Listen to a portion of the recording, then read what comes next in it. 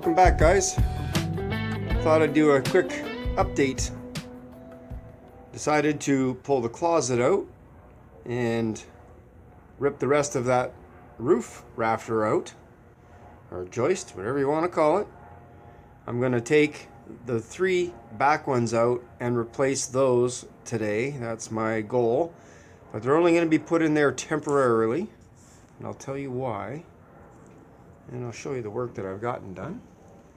But on this wall, this is the wall I'm going to work first, because you can see the top plate is in really nice condition all the way down. I'm happy about that. But that little board at the top that all the roof joists nail into needs to be replaced. So I'm going to be replacing all of these and the rim board all the way around to the front. Hopefully things don't get worse as we work our way that way, but right now that's my plan. I'm going to work this side and repair this side first. Now you can see I have a temporary support right here, and I will be doing a couple more temporary supports on this wall before I separate that seam up there and try to replace anything. So don't worry about my walls moving in or out. Some people might be concerned about that. I will make sure it's safe before I do that, because I will be working from the outside to repair that top piece. But in the meanwhile, I can make my roof joists and temporarily sit them down there, and I'll just tack them in with some blocking like I did right here on the wall. And I'll tag it in and just support it while I'm replacing that outer rim board so that the rafters are holding the trailer together when I take the roof off. So it's going to be a step-by-step along the roof. Now you can see the back walls all put back together. I have pressure treat down here, and here, and here to help prevent any further rot in the future should there ever be a leak around one of the windows or this hatch. And we know this is an area that's common to get a leak because it opens and closes a lot when you're unloading and loading stuff. So anyways, now I'll show you what I did in the corners. I did some blocking in the corners. I ran my joists here all the way to the outside, and then I blocked between with 2x3 all the way to the outside so that I have something, because you can see the screws, where all the screws go.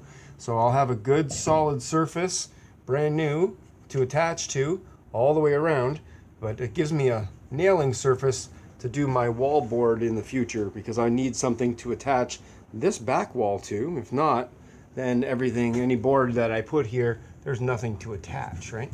So this is all brand new. I made a new piece from pressure treated 2x6 to match that side. Hopefully I don't have to replace that one, but if I do, I feel good about how I did. What do you guys think? Not bad, eh? Almost think I know what I'm doing. Anyways, you can see how good things are looking.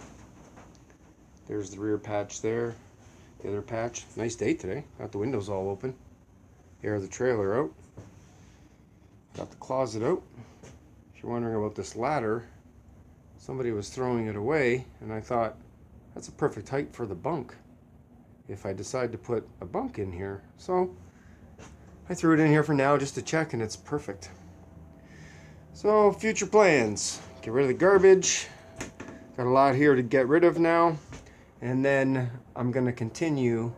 Hopefully part 4 will be this all removed and us taking a look at the damage in the front, because my plans are, before I rip the upper seam out, my plans are to rebuild the front wall complete like I did the rear wall.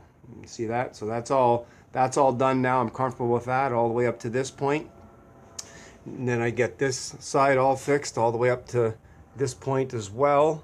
Once I have both ends fixed, I can feel comfortable about opening up that seam all the way down on the outside and repairing excuse me, that rim board there. Then I'll have all my roof rafters cut by then and ready to go, and I can attach them to that outer piece. Then I can come over and start working on this mess. This one's going to be a little bit more involved because I'm replacing this top plate as well as the one you see there. Now, something to keep in mind is this is a 1/8 piece of material that's meant to be annoying. That piece there is meant to try to keep the roof up. I'm going to be putting some 1x strapping, not cut into the joist, but I'm going to tag it in and replace this, and I won't have to worry about a nail at the top doing damage to my roof, because there's a nail in here holding this in. So that's going to go. So I have to keep in mind I'm going to be losing 1/8 here, so I need to add 1/8 to this, and I'm going to be losing 1/4 of an inch where the roof material, or the ceiling material, used to go over top of this, because that used to go right to the outer edge. And I think that was one of the downfalls to this trailer was, I'll show you here, you can see the cardboard material is still attached here. It's cardboard. I don't care what people say, that's cardboard. That material there is between here and here. So that goes right to the outer metal. So if a leak ever develops, it's like a wick. It just draws the water right in. I think that's a downfall of the way that campers were built in the 70s. Now, I know in the Shastas and the older ones, they used a board, like a paneling board, which was 100% wood, but it was built the same way. They would put the board on top of the walls, whether it's plywood or stick built like this. They put the roof board on top, and then they do the roof joists. So now that I'm building it more traditional, like a house, I would say, I'm going to be attaching my roof joists right to the top wall plate. So when it comes along here, there'll be no more board between these two. I'll be attaching this directly to this. And at the same time, attached to that board that's going to be laying this way, there's going to be a screw coming this way, holding this in, and one coming up through here, holding it in. So just like they have it. They have it the same way. It's nailed though. Everything in here is nailed. So I'm going to be screwing everything together. And I've been using deck screws for pressure treat, because I do believe any kind of repairs I want to do, I want to use materials that are meant to withstand the weather. And if I'm using coated screws, I know they're not going to rust, rot, and break inside the walls and have my walls start to come apart. So I'm not a big believer in nails. That's just me. So I'm going to be using deck screws for all my repair here. As you can see, I have them sitting right here. See, when you have 2 tape measures, that means you work twice as hard. That's why I have 2 coffee cups, because I take a break twice as hard too. Look at this, eh? It's coming along, boys. Coming along, girls. I don't know what you think, but am I crazy? Am I doing a decent job? Let me know. Leave in the comments. Oh, and by the way, hit that bell. Why not?